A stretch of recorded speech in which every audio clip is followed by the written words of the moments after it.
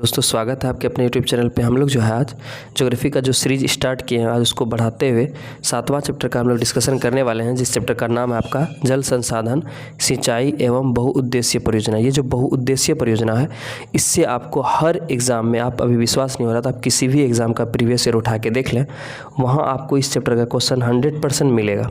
और बिहार दरोगा और बिहार पुलिस और PPSC का जो भी एग्ज़ाम आप दीजिएगा उन सभी एग्ज़ामों में आपको देखने को मिलेगा। चलिए देखते हैं इस चैप्टर का पहला क्वेश्चन है विश्व का सर्वाधिक सिंचित क्षेत्र कहाँ पर है, यानी सबसे ज़्यादा जहाँ पर सिंचित होता है तो आपका कहाँ पर है। इसका आंसर हो जाए आपका ऑप्शन डी, चीन में। चलिए आगे देखते हैं। प्रायद्वीपीय भारत में सिंचाई का प्रमुख साधन है। प्रायद्वीपीय भारत यानी नीचे वाला जो है ये वाला हिस्सा, इसमें सबसे ज़्यादा सिंचाई का प्रमुख साधन क्या है आपका, नदी, नहर, नलकूप या तालाब। तो इसका आंसर हो जाए आपका ऑप्शन डी, तालाब। चलिए आगे देखते हैं। आगे है तालाब द्वारा सर्वाधिक सिंचाई किस राज्य में की जाती है, यानी कि तालाब द्वारा सबसे ज़्यादा सिंचाई कहाँ पर होता है आपका। इसका आंसर आपका हो जाएगा आंध्र प्रदेश, महाराष्ट्र, तेलंगाना या तमिलनाडु। तो इसका आंसर हो जाएगा आपका ऑप्शन डी, तमिलनाडु में तालाब से सबसे ज़्यादा सिंचाई होती है। चलिए आगे देखते हैं। दमन गंगा सिंचाई परियोजना किस राज्य की प्रमुख परियोजना है। इस परियोजना वाला क्वेश्चन तो रट ही जाइए आप, एक बार देख लीजिए, इसका दिखेगा कहीं हर एग्ज़ाम में कभी ना कहीं आपको देखने को मिलता ही है। चलिए देखते हैं। 4 नंबर का आंसर हो जाए आपका दमन गंगा सिंचाई परियोजना जो आपका कहाँ पर है, गुजरात में है। तो इसका आंसर आपका ऑप्शन ए हो जाएगा। चलिए आगे देखते हैं।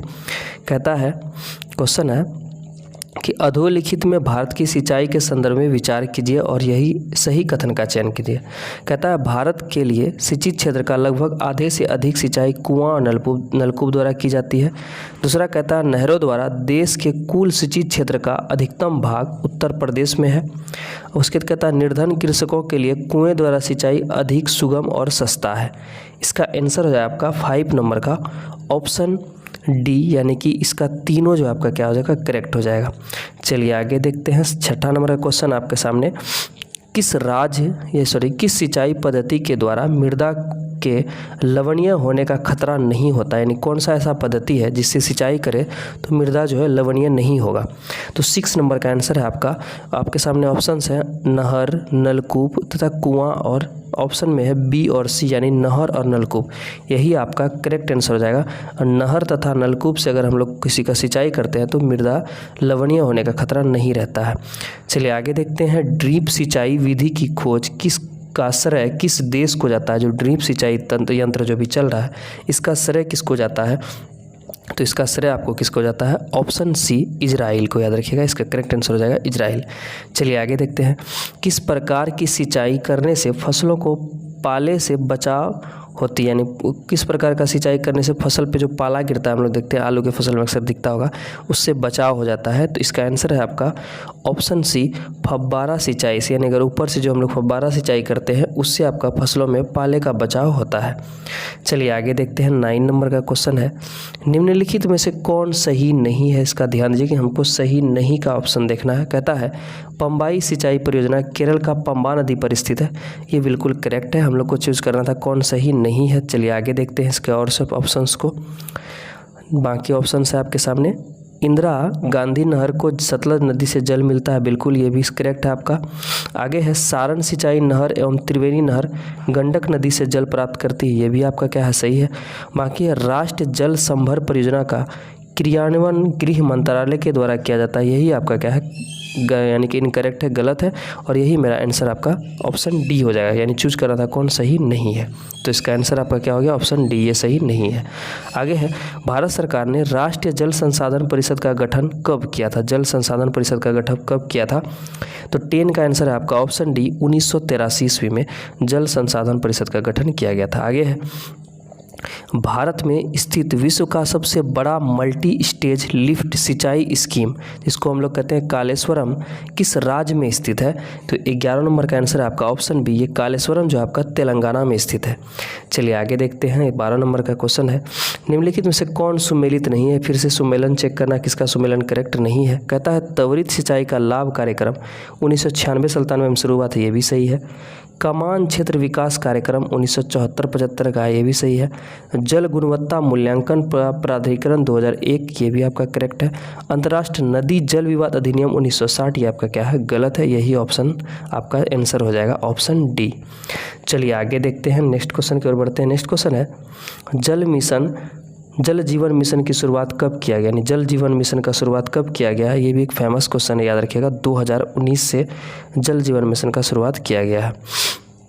आगे है 2003 में आरंभ की गई हरियाली योजना का संबंध किससे है। हरियाली योजना का संबंध किससे था, तो हरियाली योजना का संबंध आपका वन लगाने से, कार्बन न्यूनीकरण से, या ओजोन संरक्षण से, या जल प्रबंधन से। तो याद रखिएगा ये तो हरियाली योजना आपका जो है जल प्रबंधन से संबंधित था। इसका आंसर आपका ऑप्शन डी हो जाएगा। चलिए आगे है फर्टिगेशन सिंचाई की आधुनिक खोज कहाँ हुई।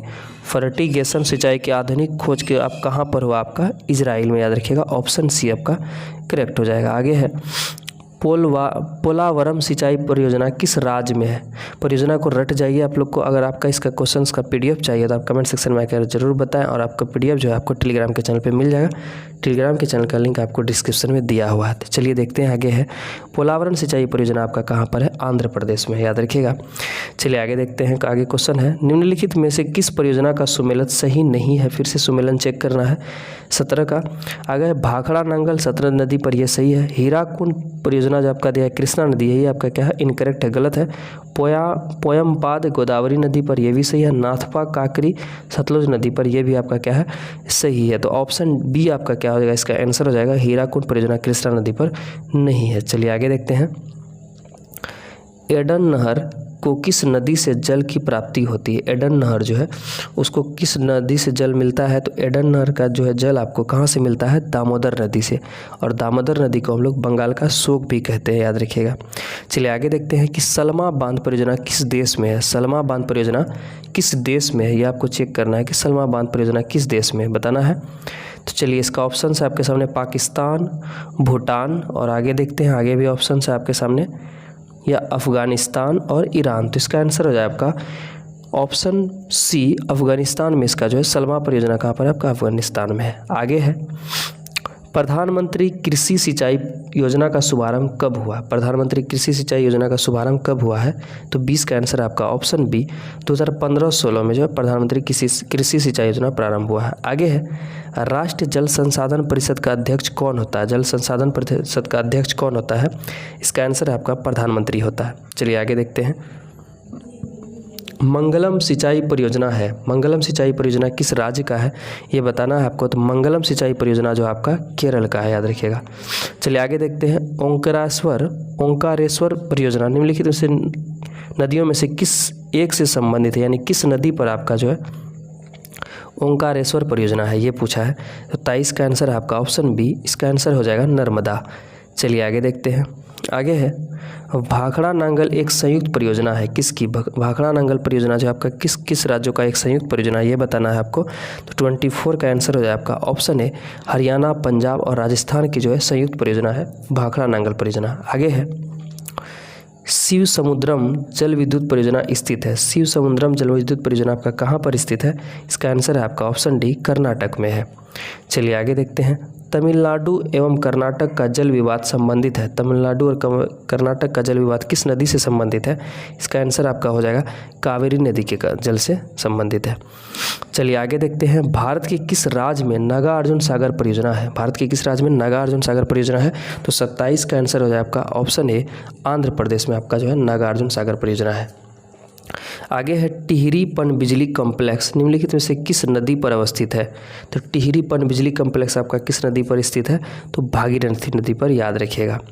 चलिए आगे देखते हैं मैथान बेलपहाड़ी एवं तिलैया बांध किस नदी पर बनाए गए हैं।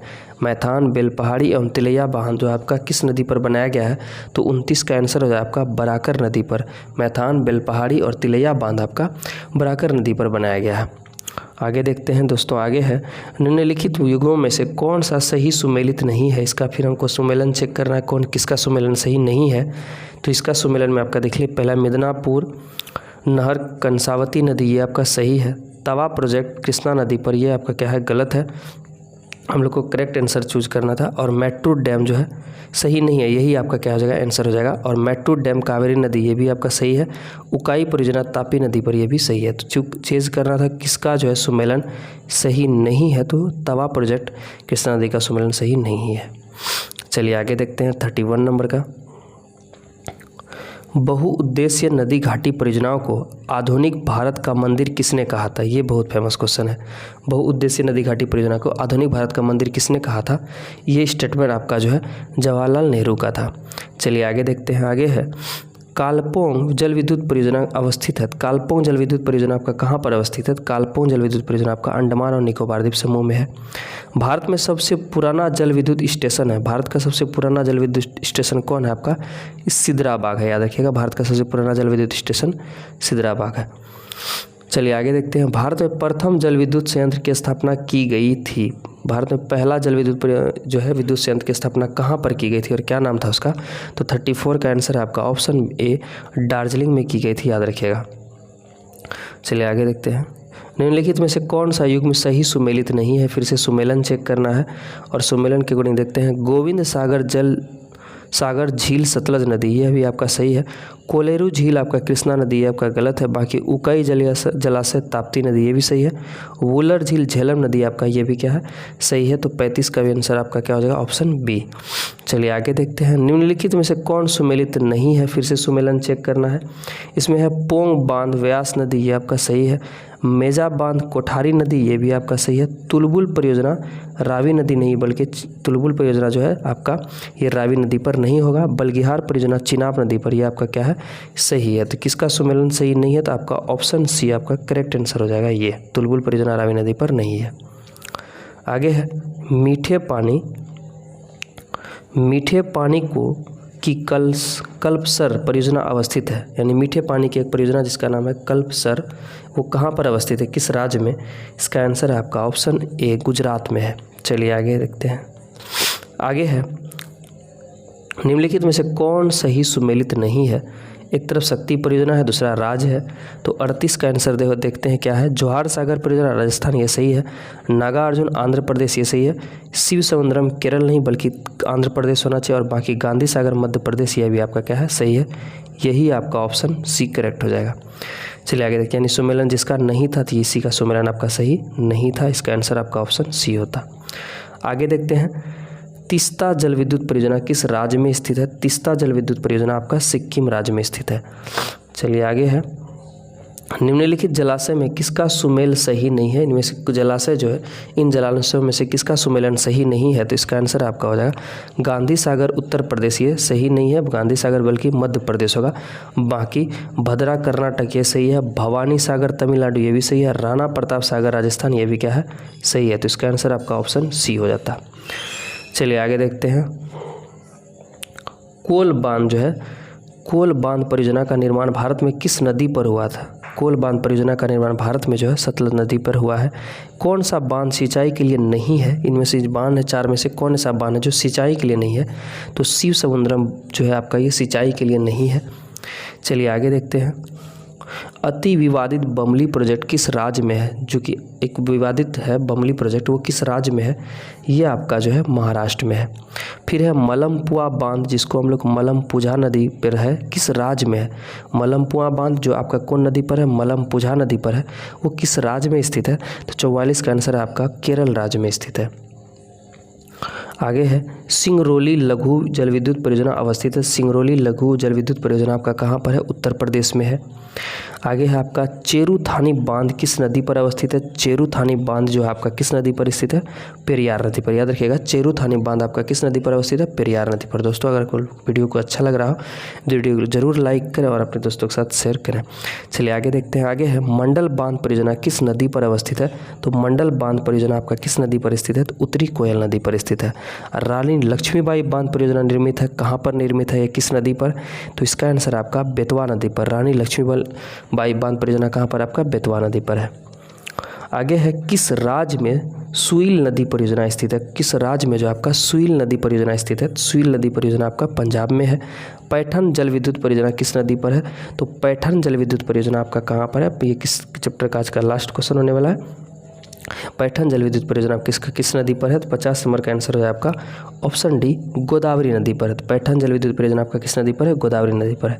और लास्ट वाला क्वेश्चन है कि WHO के अनुसार पेयजल का पीएच मान कितना होना चाहिए? WHO के अनुसार जो पेयजल का मान कितना होना चाहिए, ये हम लोग से पूछा है। तो ऑप्शन है आपके सामने 6 से 6.5 के बीच और 6.5 से लेके 7 के बीच और 7.8 से लेके आपका क्या है 7.8 से लेके 7 से लेके 8.5 पॉइंट के बीच और 8 से लेके 9 के बीच। तो इसका आंसर आपका हो जाएगा ऑप्शन सी 7 से 8.5 यानी 8.5 के बीच जो है पीएच मान रहना चाहिए पेयजल का।